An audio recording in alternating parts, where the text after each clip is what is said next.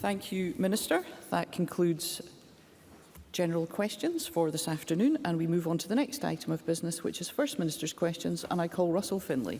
Thank you, President Officer. I begin by noting the horrific attack on the Jewish community in Manchester, and I send our very best wishes to all of those who have been affected. Disposable income is what people have left to spend after paying their taxes and their bills. Put simply, it's about how many pounds they have left in their pockets. Now, we've analysed ONS data, and it reveals that the average Scottish household now has less disposable income in real terms than they did in 2007. People in Scotland are worse off than when John Swinney and the SNP came to power.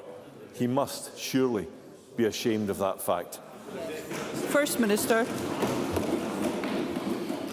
So before I answer Mr Finlay's question, can I express my horror at the attack on a synagogue in Manchester this morning?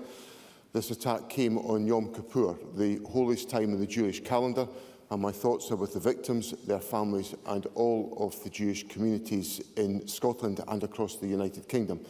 I record our thanks and appreciation to the emergency services and the first responders for the speed of their response. Anti-Semitism is an evil we must confront and stand resolutely against, and I know that the whole Chamber speaks with one voice on this important question.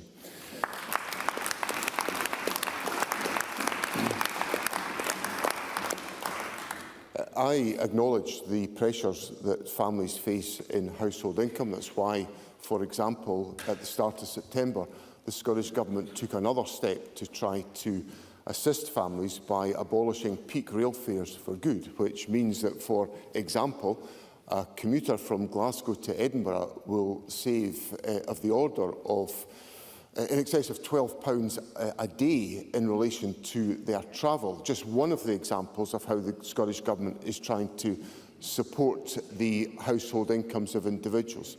Of course, one of the reasons why our economy has struggled since 2000 in recent years is because of the effect of Brexit. Brexit has made every single one of us poorer, and the responsibility for that is the Conservative Government that delivered the Brexit that they did. Russell Finlay. SNP tax rises mean that most Scots now pay more than people doing the same job in the rest of the UK. And Scottish workers fear being hit yet again by Labour.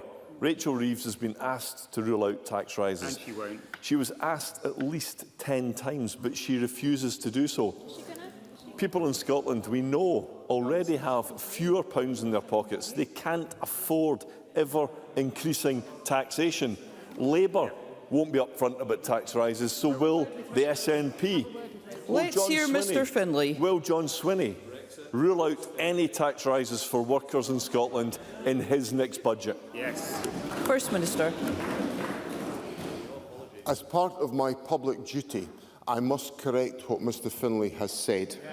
And Mr Finlay was wrong, because over half of taxpayers in Scotland continue to pay less tax than if they lived elsewhere in the United Kingdom.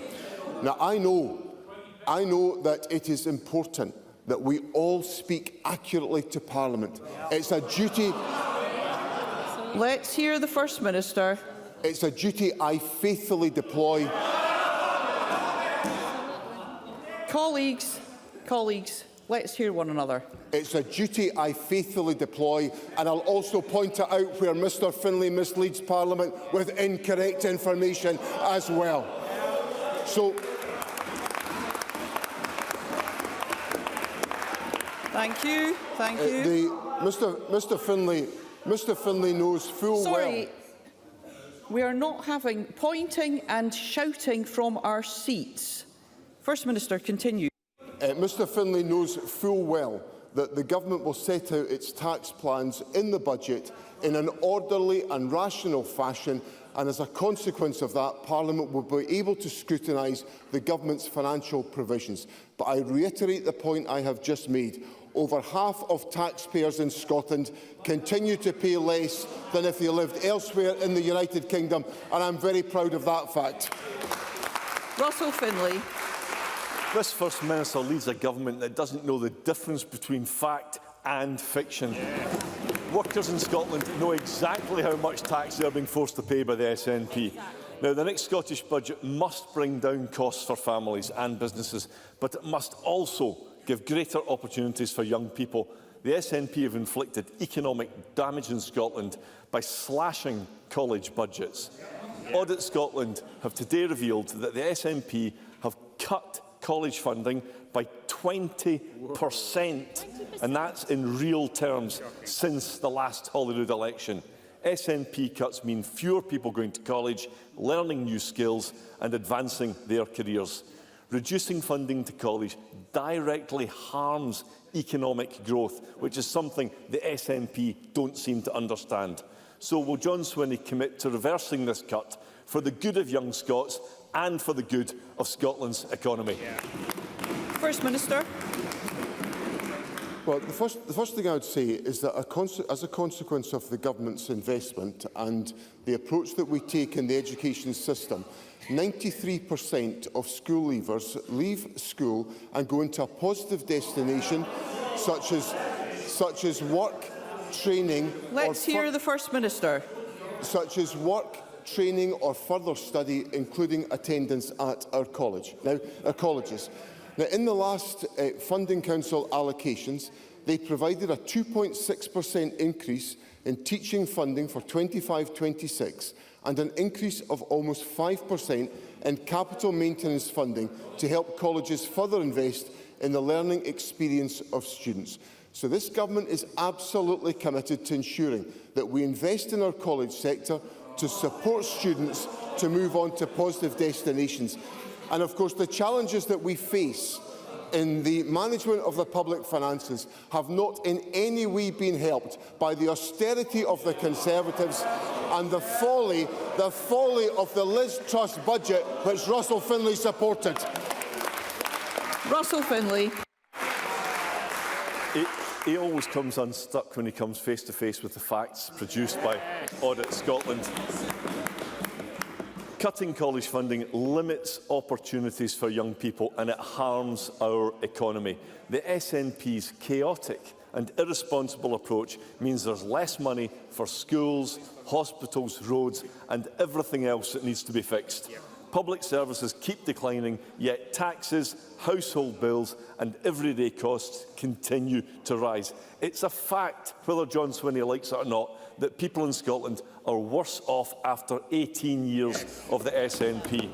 Now, in the upcoming Labour and SNP budgets, workers could face a double whammy of taxes. Is this all John Swinney has to offer Scotland? Higher bills and worse public services? First Minister.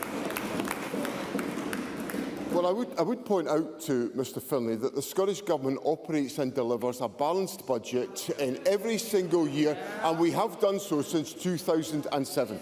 In relation to household bills, I've already cited the impact of the step on peak rail fares. But of course, council tax in Scotland is lower than if people lived in comparable properties in England. Water bills are lower in Scotland than if people lived in England. We have free prescription charges here in Scotland that help household incomes. We have free eye examinations in Scotland, a great preventative measure, but it helps with the cost of living. We also have students that go to university without paying any tuition fees, unlike the situation in England. So we have in Scotland responsible use of the public finances compared to the chaos and the austerity of the Conservatives, and I'm proud to defend the record of this government. Thank you. Obviously, many members wish to put questions today. We'll be better able to get more members in if we conduct ourselves appropriately. I call Anna Sarwar at question number 2.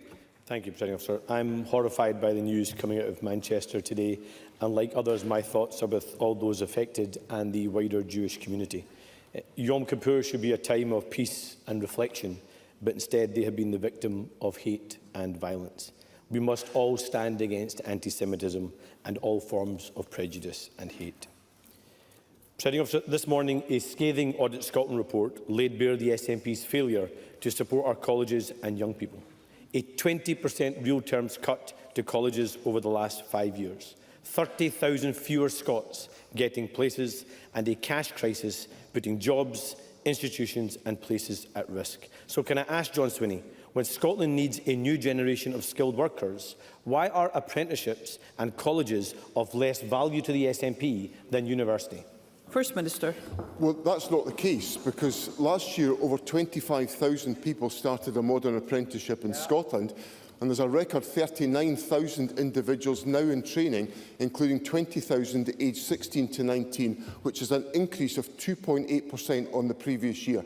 So as a consequence of the government's investment, which, let me reiterate, because there was a lot of noise when I made this statement a little while ago, the Scottish Funding Council allocations provide a 2.6% increase in teaching funding for 25-26 and an increase of almost 5% in capital maintenance funding to help colleges invest in their estate. So, combined with the investment that the Scottish Government is making in apprenticeships and also making in the college sector, we are investing in the skills of the future, and that's exactly what the Government should do. Anna Sarwar. Devastating. Devastating. That's how one student reacted to the news that the Alloa campus faces closure at Forth Valley College, and it seems that the First Minister would rather put his head in the sand and ignore Audit Scotland rather than confront the issues. Anne-Marie Harley, a lecturer at the college, said that the social benefits of what colleges do are not recognised by this SNP government. Working class kids being let down by the SNP and by John Swinney, and not for the first time. The future of Forth Valley College, home to thousands of students, is now at risk due to the financial crisis caused by the SNP. So will John Swinney intervene to save the Alloa campus? First Minister. Well, this is a subject that has been uppermost in my mind after the representations from my friend Keith Brown, the member for Oakhill and Dunblane. So these issues are very much to the fore in my mind. The Education Secretary is actively involved on my behalf and at my instruction to find a way through this that will protect the future of the Alloa campus. Because for me, the Alloa campus is essential because it is located in an area of deprivation in our country. We must maximise access to learning. That's what my political agenda is about ensuring that local communities that live in deprivation have access to learning facilities to enhance their prospects. And that's what the Government is working to resolve today. Anna Sarwar. So why is it under threat? A 20% real terms cut by this SNP government. So you can't dodge the record. The SNP often speak about tackling inequality but fail to deliver when it comes to educating our children. 60% of young Scots do not go to university, with working class kids more likely to go to college.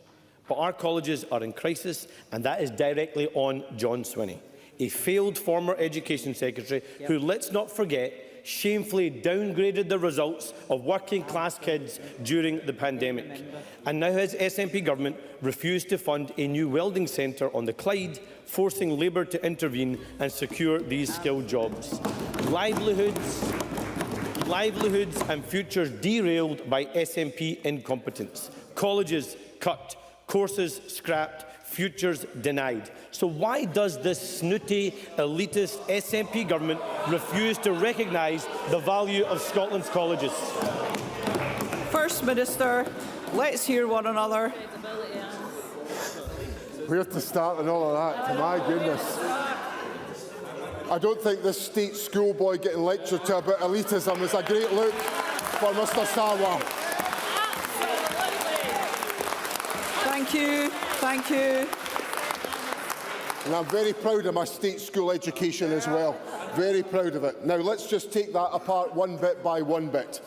Tackling inequality. Well, this is the only part of the United Kingdom where child poverty is going down because of the leadership of my government and my First Ministership. 93% of young people are going on to positive destinations from our schools. And when it comes to big lofty commitments, I stood beside Mr Sarwar, who told me there'd be hundreds of millions of pounds to save Grangemouth, and Grangemouth got absolutely nothing, and it's closed. Mr Sarwar should go home and think again. Always through the chair. Thank you. I call Ross Greer.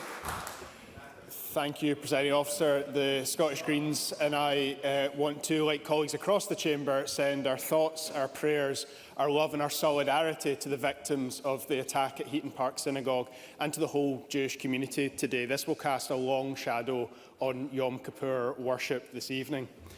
Scotland is a country of 5 million people, but fewer than 500 people and companies own half of this country's land, and many of them don't even live here. They're a motley crew, including aristocrats, billionaires, minor royals from across the world, and in some cases, we don't even know who they are. 750,000 acres are owned from tax havens like the Cayman Islands. More Scottish land is owned by corporations and the super-rich now than when the First Minister's party took office in 2007. And later this month, the Scottish Government will ask MSPs to vote for a new land reform bill, one that won't break up big estates or redistribute land from billionaires to the people of Scotland. So can I ask the First Minister, with less Scottish land in the hands of the people now than in 2007, is his government just scared of these billionaires? First Minister. Well, the government has, of course, taken a number of steps over a number of years to enable the purchase of land by communities to support developments which have enhanced community opportunity in a range of different parts of the country. And I've had the privilege in a number of different parts of Scotland to see at first hand the benefits, the productive benefits of community land ownership. Now, as Mr Greer knows, the Land Reform Bill will be before Parliament in the course of the next few weeks. Parliament will have the opportunity to scrutinise the proposals. We will, of course, be open to dialogue about any of those proposals to determine how we can ensure that the land asset of Scotland is used for the benefit of the people of Scotland, which is the underpinning of the government's policy agenda. Ross Greer. I'm grateful to the First Minister for that answer, and I planned on following up with another question about the specifics of the bill, but 4 Scots, including my constituent Sid Khan, were kidnapped by the Israeli military last night, and I feel I must raise that in Parliament today. They were part of the global Samud flotilla. Dozens of ships and hundreds of ordinary people doing what the world's governments have refused to do, trying to break Israel's siege of Gaza and deliver life-saving food and medical supplies to starving Palestinians. Their boats have been attacked by drones, had chemicals dropped on them, and last night they were attacked by the Israeli Navy. Not one boat made it to Gaza. Will the First Minister demand the immediate release of the 4 kidnapped Scots? Will he contact the Prime Minister and urge him to intervene? And given his government agreed to the Greens' proposal for Scotland to join the global boycott campaign against Israel, what new actions will he take to force an end to this genocide? Thank you, First Minister. With regards to your responsibilities. Presiding Officer, I am aware of the incident that Mr Greer raises with me and have seen material shared with me of comments from Sid Khan, who is one of the individuals who is involved in this situation. This morning I asked officials from the Scottish Government to seek an update from the United Kingdom Government's Foreign, Commonwealth and Development Office, which was forthcoming, and I'm grateful for the information from the Foreign and Commonwealth and Development Office. They have informed us they have lobbied the Israeli government to respect law and to protect everyone on board's safety, and we will keep in close contact with the United Kingdom government regarding the well-being of those on the flotilla. In relation to the subsequent issues that Mr Greer raises with me about the actions of the government, I set out in my statement to Parliament on the 3rd of September the actions the government is taking, and I assure Mr Greer those have been followed up by the government.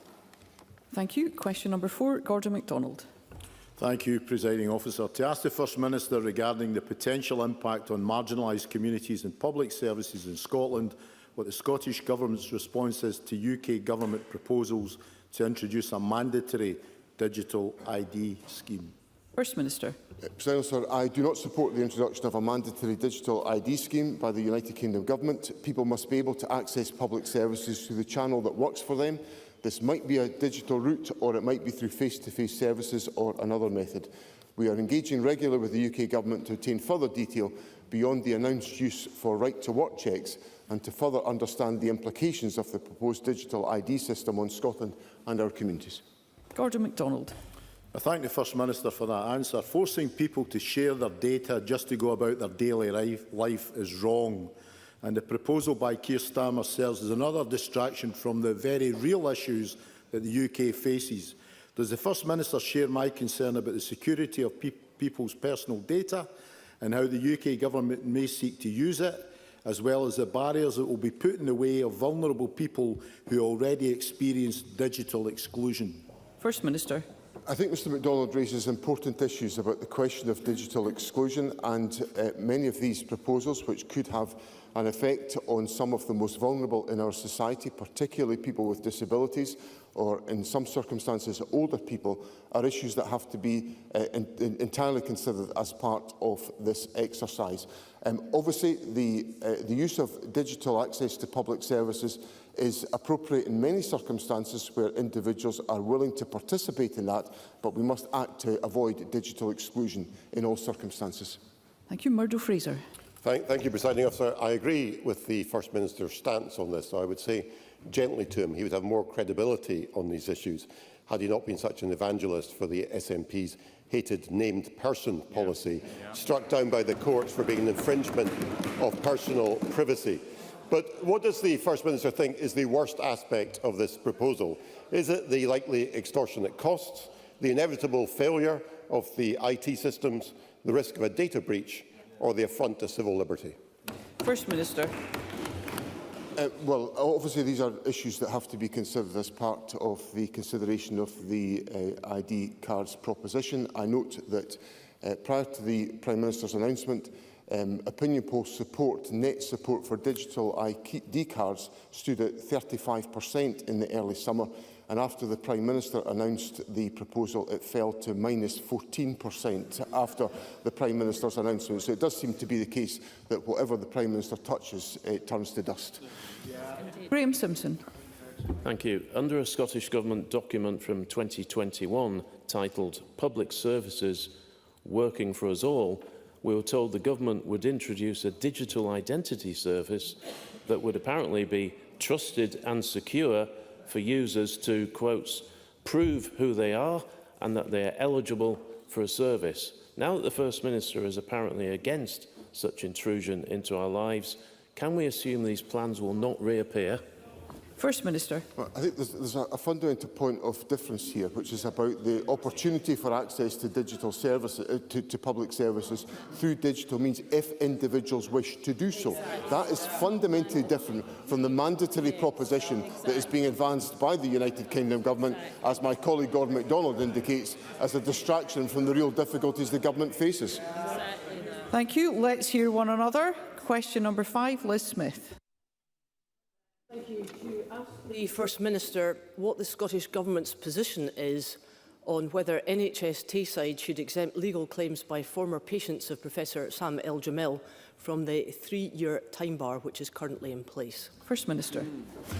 As Liz Smith will know, I am familiar with these issues from my engagement both as First Minister and as a constituency member with constituents affected by this issue. My thoughts are very much with the patients of Professor El-Jamil, which is precisely why we launched the public inquiry that is now underway, to ensure that they can obtain the answers to their questions and that lessons are learned. We fully expect NHS Tayside to consider all the facts and circumstances fairly on a case-by-case basis, including when considering whether to plead that a case is time-barred. The courts themselves already have the power to allow an action to proceed out of time by overriding the time bar if they see fit. Liz Smith. Can I thank the First Minister for that, and what the sentence that he's just quoted was exactly what the Health Secretary, Neil Gray, said in a letter to the patients. And can I just repeat that courts already have the power to enable an action to proceed overriding the time bar. Now, as the public inquiry is continuing to uncover a whole lot of information that was previously unknown to some of these patients, they are quite reasonably asking for that time bar to be lifted.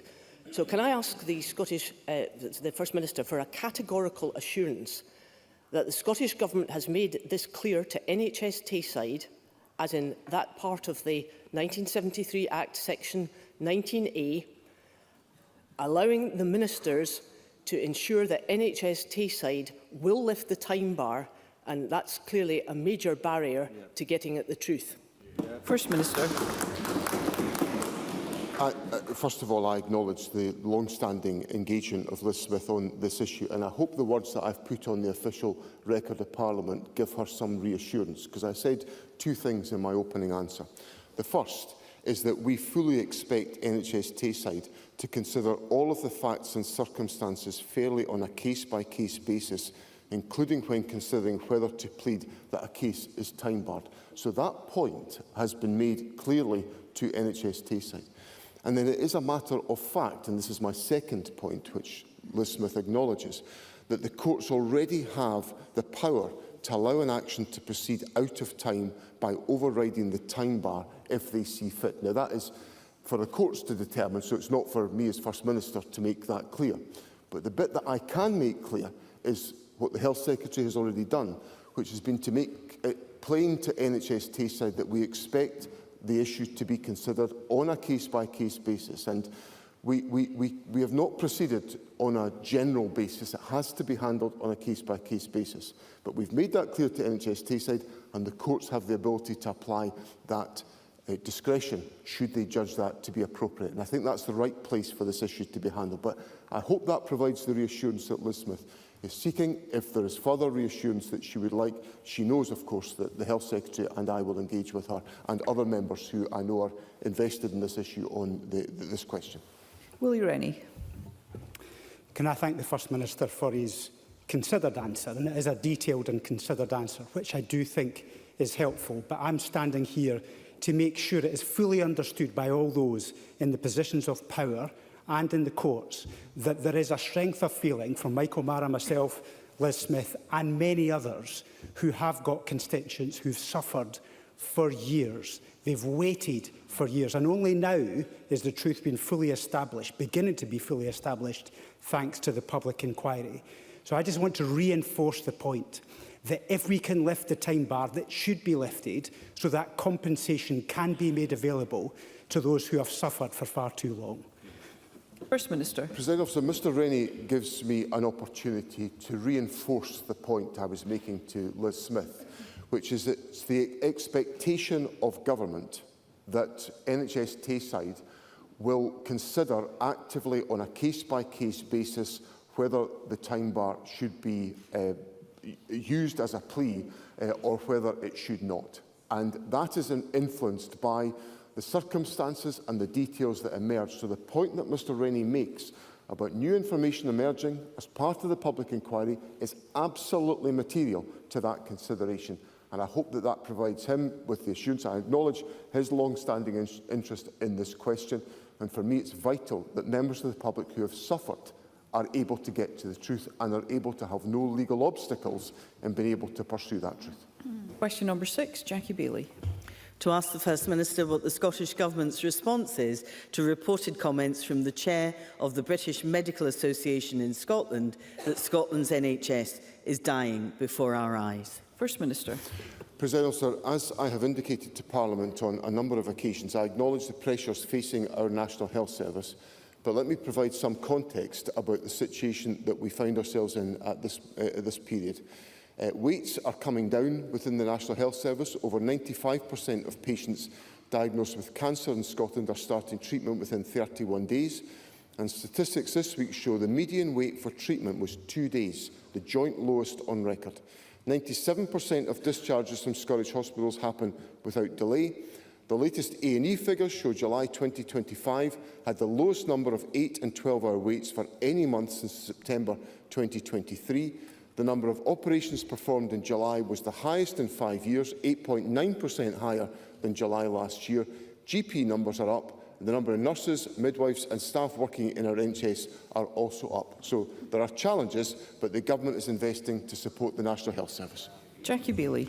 The verdict from Dr Kennedy, who is a frontline clinician, is a damning indictment on this SNP government. He describes the system as broken. His words, not mine. But let's take cancer. The last time the SNP met its 62-day treatment target was 13 years ago. The number of cancer cases is now at a record high. The number of deaths have increased too. But it is the poorest communities who are being hit the hardest by the SNP's failures on cancer. Data from 2022 showed that cancer incidence was 24% higher for the most deprived Scots compared to the least deprived. But this week, the government refused to publish the latest data on cancer and deprivation. Why are they fiddling the figures yet again? What are they hiding? The First Minister cannot allow people to die early because they live in our poorest communities. What will he do to end this postcode lottery in cancer? First Minister. Well, I've just set out I acknowledge the challenges that exist around the 62-day cancer target, but the median wait for cancer treatment, so that's once somebody is identified as having a cancer diagnosis, on the 31-day pathway, the median wait was 2 days. 2 days, and the 95% standard has been met again by the National Health Service. Now, these are important steps, and also I could say to Jackie Baillie that the risk of dying from cancer in Scotland is now at a record low, an 11.1% reduction in mortality rate since 2013. So whilst I acknowledge that there are still many pressures in the National Health Service, I hope those two statistics, the 2 days median wait for cancer treatment on the successfully met 31-day target, and also the risk of dying from cancer in Scotland is at a record low, will provide Jackie Baillie with some reassurance that the Government's focus on treating and supporting patients in all communities in Scotland, and I am absolutely determined to ensure that we tackle the issues of inequality. It's at the heart of the Government's strategy, and that will drive our policy approach as we take forward. Claire Adamson. Thank you, Presiding Officer. Ms Baillie didn't say that Dr Kennedy's assessment of our NHS also stated if it wasn't for international medical graduates and doctors coming from overseas that the NHS would have collapsed. We know that it's Westminster Labour's anti-immigration policies that are frustrating the efforts of overseas medical staff to come and support our health and social care services. So will the First Minister hear one another? Will the First Minister join me in calling for the Prime Minister to rethink these harmful anti-immigration policies? First Minister. President Officer, Claire Addison raises a very significant issue about the flow of individuals to work in our National Health Service. Now, in the year ending June 2025, there has been a 77% drop in the number of health and care visas been granted by the Home Office, a 77% drop. Yeah. We know from the data from Scottish Care that 26% of social care workers in our social care system have come from another country. Now, what that tells us is that we depend on a flow of individuals coming into Scotland to support our National Health Service, and that is being made more difficult, if not impossible, by the actions of the Labour Government. So if Jackie Baillie is interested in solutions, she should try to persuade the United Kingdom Labour Government to take a different course that will help our National Health Service. Thank you. We move to constituency and general supplementaries, and I call Edward Mountain. The Parliament will know the 4th of October is World Ostomy Day, and ostomates will know that although a bag may be needed for life, it gives them back their life. In 2003, First Minister, with the support of the previous First Minister, I launched 5 asks on behalf of Scottish ostomates. As today, only 1 has been delivered. Will the First Minister therefore acknowledge the importance of care and choice for ostomates and ask the Cabinet Secretary of Health to meet with me to see how we can progress the remaining asks before the dissolution of the Parliament? First Minister.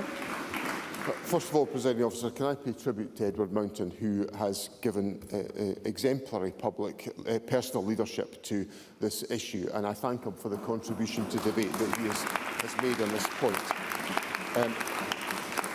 I'm very happy to ask the Health Secretary to meet with Mr Mountain. I'll ask for an update from that conversation to satisfy myself that everything that can be done to address the commitments that were given to Mr Mountain in the past are being done to assist in strengthening the care that's available for those who are affected.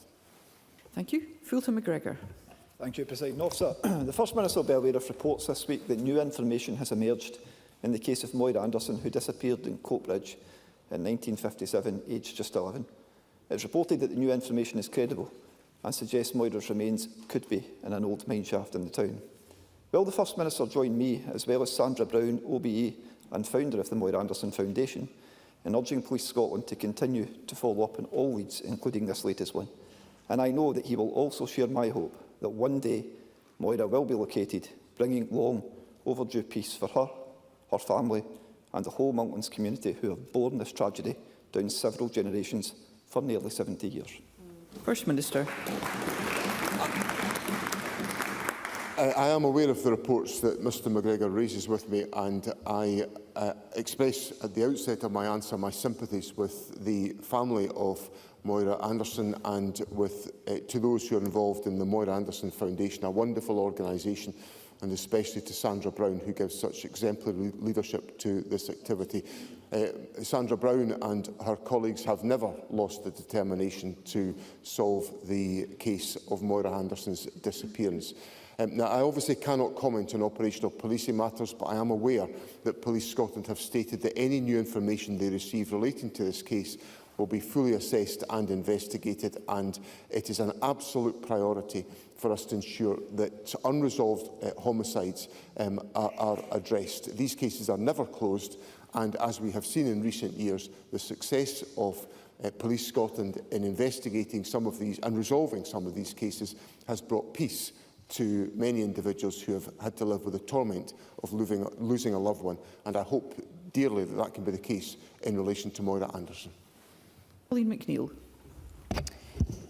Thank you.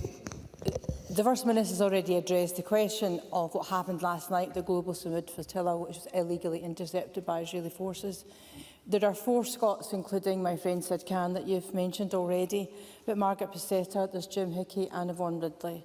They were sailing in international waters and they were about to approach the 12-mile zone around Gaza, and I heard from them about 6 o'clock last night, which is now recognised as Palestinian territory by the UK government. I'm aware that Hamish Faulkner, the Minister for the Middle East, has already contacted Israeli officials, and I think we're hopeful that we will get their safe return pretty soon. But does the First Minister agree that Israel is in breach of international law, that they had no right to be on board or siege any of these boats in the first place? And does the First Minister agree that there is a great deal of courage in the 500 people across the world who took part in this flotilla, and their aim, apart from taking the aid, was to show Palestinians in Gaza that the world has not forgotten them and how isolated that they feel? First Minister, with regards to devolved responsibilities. I associate myself entirely with the analysis of the situation that Pauline McNeill has set out. I welcome the commitments of Hamish Faulkner as the responsible minister in the United Kingdom Government. Indeed, I had the privilege of discussing these issues with Mr Faulkner, with Mr Sawar at the Palestinian Embassy just in the last couple of weeks. There is, of course, a whole range of different issues here where all of us, well, many of us are concerned that Israel is operating outside the scope of international law. And for all of us, and Pauline McNeill and I will be absolutely at one on this, we have lived through a world where there has been a rules-based system and international law has been respected. And we are living in a world now today where that is feeling very frayed, and we have to return to a rules-based international system that will protect individuals, especially our citizens who have bravely decided to go to the aid of the Palestinian people. I commend them for their courage, I pray for their safety, and I assure Pauline McNeill that the Scottish Government will do all that we can to work with the Foreign and Commonwealth and Development Office, whose assistance I express my appreciation for in trying to ensure their safety in the days to come. Karen Adam. Thank you, Presiding Officer. New figures from Energy Action Scotland show energy debt has soared to a record £4.4 billion in just 4 years, with vulnerable Scots burdened with £400 million of that. It's a disgrace that in an energy-rich country, so many are in fuel poverty, especially when, under a Labour UK government, they pledged to cut bills. The energy price cap has instead risen again to £1,755. Does the First Minister share my concern that Labour, the UK government, has lost control of the cost of living crisis? And can he set out what the Scottish Government is doing to support households in the face of their inaction? With a focus on devolved responsibilities, First Minister. President Officer, Karen Adam is absolutely correct that energy costs on average were supposed to have fallen by £300, but they are now nearly £200 higher than at the time of the UK general election last year. I share her concern about the energy costs on households in Scotland, and the Scottish Government continues through our budget this year to allocate over £3 billion a year to policies that tackle poverty and the cost of living, with over £300 million on energy efficiency and clean heating and over £196 million on winter benefits. And we will take forward further commitments in this respect in the budget that will come to Parliament in due course. Webber. Presiding Officer. First Minister, the visitor levy came into effect in Edinburgh yesterday, yet the final guidance for businesses was only published last week.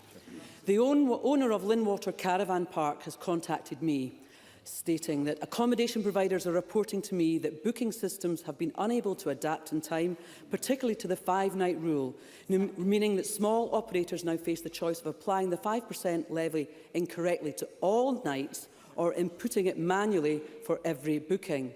This is creating significant risks of error, bank refund fees and an extra administrative burden that small businesses can ill afford. First Minister, I believe it's unreasonable to expect these businesses to request the redesign of global booking systems and processes in just a few working days, especially when they've been seeking clarity from the Council since July. What support can the Scottish Government offer to those businesses during this transition period? First Minister. President Officer, Parliament legislated for the visitor levy scheme and legislated for it on the basis that it would be designed and taken forward and administered at local level by individual local authorities. So the issues that Sue Webber raises with me are a matter for the City of Edinburgh Council under the Visitor Levy Scotland Act. And I think it's important that we respect the local autonomy of local authorities. I'm often encouraged by the Conservatives to respect local autonomy by our local authorities, and in this case I intend to do so. Michael Mara. Apologies, President Officer. This week, hundreds of staff left the University of Dundee, ending countless years of collective service. Their loss is keenly felt by their colleagues and their students and results from a crisis for which they bear no responsibility. And I know the First Minister will share my best wishes and thanks to them. I wonder whether the First Minister has had the chance to catch up on the astonishing scenes at yesterday's Education Committee. The trade unions and myself and other MSPs were told by ministers that the latest version of the University Recovery Plan from management had been rejected, and rightly so. Yet yesterday the Scottish Funding Council said that it had neither been rejected nor approved, not alive and not dead. Can the First Minister provide proper clarity on the standing of this zombie plan so that the remaining staff watching on ever more anxiously can know what on earth is going on? First Minister. Well, what the Government is taking forward in dialogue with the Funding Council is an approach with the University of Dundee, which I've repeated to Parliament on numerous occasions before, will protect the character and the identity of the University of Dundee and its significance within the city, regional and national economies of Scotland. So the original proposals that came forward from the University of Dundee were unacceptable to the Government because that test would not have been met. That is the test the Government is applying. So there will obviously be developments of individual plans. I appreciate the importance and the necessity and the urgency of clarity about plans. That is what the Government is working on with the Funding Council. But I assure Mr Mara that what the Government is seeking in response to its willingness to invest to support the transition of the university is a university that will remain the strong asset to the city, the region and the country that the University of Dundee is, and that's the test that we're applying to those plans. Audrey Nicholl.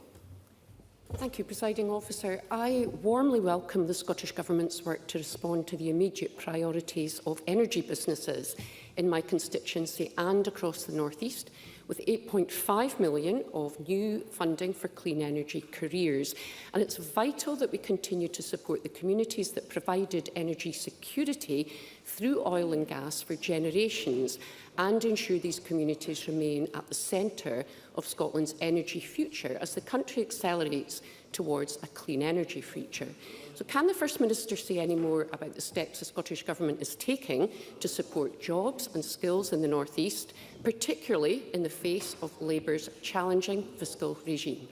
First Minister. So I welcome the investments that the Government has made in this area of policy. I had the pleasure on Monday of opening the Energy Transition Skills Hub in the city of Aberdeen, which results from £4.5 million of investment from our Just Transition Fund, and an excellent collaboration involving North East of Scotland College, the Energy Transition Zone and Shell UK, who have been significant partners in bringing about this development. So that is one example of the type of steps. It was a pleasure to see Audrey Nicholl at the event on Monday in Aberdeen. In relation to the Energy Profits Levy, I have made it crystal clear to Parliament. I think the Energy Profits Levy has gone on for far too long and is set at too high a level. And that's an issue that the United Kingdom Government has got to address, and I hope it does so. Ros McCall. Thank you, Presiding Officer. First Minister, the 2025 Scottish Stroke Improvement Report shows that in my region of Mid-Scotland and Fife, only 67% of stroke patients in NHS Fife, 53% in NHS Tayside and 40% in NHS Forth Valley received a full stroke care bundle on admission, which is seriously failing from the 80% required standard. Across Scotland, not a single health board met the standard, with just 53% of patients receiving the bundle across the country. The Scottish Government now wants to introduce a revised 100% standard, which I welcome. But given that we're not close now, how will the Government ensure that health board management teams and, more importantly, the named person for stroke are accountable to meet the standard? And what immediate action will be taken to support our hard-working stroke clinical teams so that they can give patients the effective care that they urgently deserve? First Minister. President Officer, I think the fundamental point in the heart of Ros McCall's question is the importance of ensuring that patients that suffer a stroke are able to be provided with the rehabilitation and support to enable their recovery. And of course, where that is provided, in many cases, recovery is very strong as a consequence. So the importance and the urgency of this question is not lost on me. Obviously, the steps that the Government is taking in ensuring that we have a better flow-through of patients within our healthcare system is designed to make sure that patients can receive the support they require in hospital and then ideally at home. Measures such as Hospital at Home are designed to assist in that respect as well, to enable the rehabilitation of individuals who have suffered health incidents such as a stroke. And I will look closely at the application of the standards to ensure that the improvements that Ros McCall seeks are able to be taken forward. Thank you. That concludes First Minister's questions. I call Keith Brown for a point of order. Thank you, Presiding Officer. I'm sure you agree, Presiding Officer, it's very important that in this chamber we speak the truth, important for the benefit of the people in the gallery, for every member of this chamber, for the reputation of the Parliament and for the wider public, not least to try and stem the tide of misinformation and disinformation that we see all the time. Today, Russell Finlay, who, even from those that try to speak against or shout down the truth, Russell Finlay today, who during this session has already had to apologise to the Chamber for falsely accusing me of misleading Parliament, has himself today sought to mislead Parliament by stating that a majority of people in Scotland pay more tax than their counterparts in the rest of the UK, when in fact the truth is a majority of people in Scotland pay less tax than in the rest of the UK. Presiding Officer, we are all entitled to our own opinions, but we are not entitled to our own facts.